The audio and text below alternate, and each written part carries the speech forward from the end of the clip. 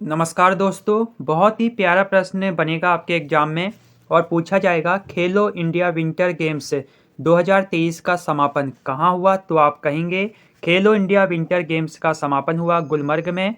अब आपसे पूछा जाएगा खेलो इंडिया विंटर गेम्स कहाँ हुए, तो आप कहेंगे जम्मू कश्मीर में। अब आपसे पूछा जाएगा खेलो इंडिया विंटर गेम्स में कौन सा राज्य प्रथम स्थान पर रहा, कौन से राज्य ने सबसे ज़्यादा पदक जीते, तो आप कहोगे जम्मू कश्मीर ने जीते सबसे ज़्यादा पदक। याद रखना है जम्मू कश्मीर में ही होते हैं खेलो इंडिया विंटर गेम्स से, और खेलो इंडिया विंटर गेम्स में जम्मू कश्मीर ही रहता है प्रथम स्थान में। और खेलो इंडिया विंटर गेम्स का समापन होता है गुलमर्ग में, जो कि जम्मू कश्मीर में है, याद रखना है।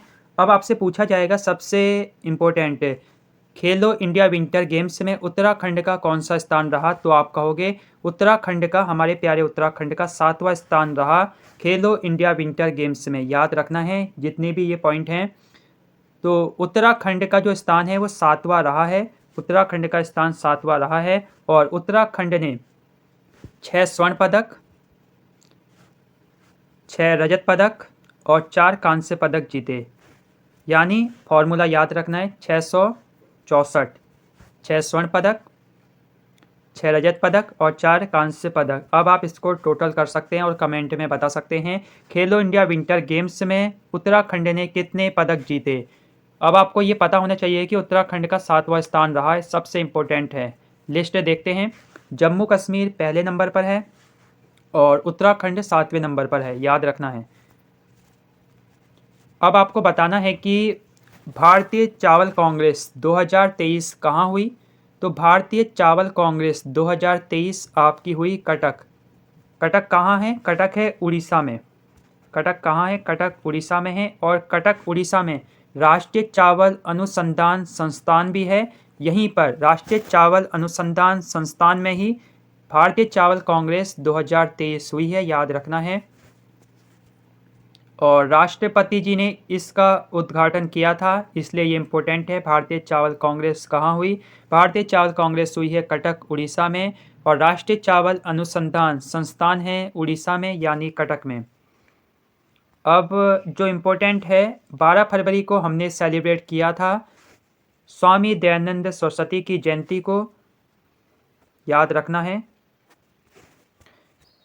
जो इम्पोर्टेंट फैक्ट है, स्वामी दयानंद सरस्वती का जो जन्म है वो 12 फरवरी 1824 को होता है और 1875 में ये आर्य समाज की स्थापना करते हैं। तो डायरेक्ट प्रश्न बनता है आर्य समाज की स्थापना किसने की और आर्य समाज की स्थापना कब हुई, तो आप कहोगे स्वामी दयानंद सरस्वती 1875 में आर्य समाज की स्थापना हुई। अब G20 से प्रश्न बनेंगे, मोस्ट इम्पोर्टेंट प्रश्न है क्योंकि ये जुड़ा हुआ है पर्यावरण से। तो पूछा जाएगा G20 पर्यावरण और जलवायु स्थिरता कार्य समूह की पहली बैठक कहाँ हुई, तो आप कहोगे बेंगलुरु में हुई, याद रखना है। पूछा जाएगा G20 सशक्तिकरण की पहली बैठक कहाँ हुई, तो आप कहोगे ये आगरा में हुई, याद रखना है। आगरा में हुई है, ताज होटल में आगरा में हुई है G20 सशक्तिकरण की पहली बैठक। अब आपसे पूछा जाएगा G20 digital economy working group की बैठक कहाँ हुई, तो ये हुई लखनऊ में। सेम वही है। डिजिटल अर्थव्यवस्था कार्य समूह की बैठक कहाँ हुई, तो ये हुई लखनऊ में। तो याद रखना है, इम्पोर्टेंट है। G20 पर्यावरण और जलवायु स्थिरता कार्य समूह की बैठक कहाँ हुई? बेंगलुरु में हुई। G20 सशक्तिकरण की बैठक कहाँ हुई? आगरा में हुई।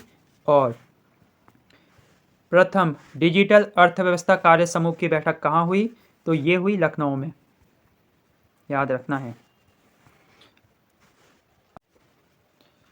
आपको बताना है अमृत पैक्स का संबंध किससे है, तो अमृत पैक्स का संबंध है राष्ट्रीय डाक टिकट प्रदर्शनी से, याद रखना है, जो कि दिल्ली में आयोजित हुई। तो बहुत ही सिंपल प्रश्न पूछा जाएगा, अमृत पैक्स का संबंध है, तो आप कहोगे राष्ट्रीय डाक टिकट प्रदर्शनी से। और बहुत ही प्यारा प्रश्न बनेगा, राष्ट्रीय संस्कृति महोत्सव 2023 का आयोजन कहाँ हुआ, तो आप कहोगे मुंबई में हुआ। मुंबई मेरी जान, जिसका उद्घाटन किया भगत सिंह कोश्यारी जी, उस समय राज्यपाल थे, तो इन्होंने किया था भारतीय संस्कृति महोत्सव 2023 का आयोजन, याद रखना है। अब मोस्ट इम्पोर्टेंट प्रश्न बनेगा, 13 फरवरी को एशिया के सबसे बड़े एरो शो एरो इंडिया 2023 का उद्घाटन किया किसने किया? तो ये किया आपका प्रधानमंत्री जी ने। अब आपसे पूछा जाएगा सबसे बड़ा एरो शो एरो इंडिया 2023 कहाँ आयोजित हुआ? तो आप कहोगे बेंगलुरु में। याद रखना है बेंगलुरु। मोस्ट इंपॉर्टेंट प्रश्न बनेगा ये। प्रश्न तो बनना ही है, बनेगा ही। अब आपको बताना है विश्व रेडियो दिवस कब हुआ? तो विश्व रेडियो दिवस हम कब सेलिब्रेट करते हैं? तो विश्व रेडियो दिवस हम सेलिब्रेट करते हैं 13 फरवरी को। याद रखना है 13 फरवरी को हम सेलिब्रेट करते हैं विश्व रेडियो दिवस। अब आपको बताना है राष्ट्रीय आदि महोत्सव फरवरी में कहाँ आयोजित किया गया? तो राष्ट्रीय आदि महोत्सव आयोजित किया गया नई दिल्ली में।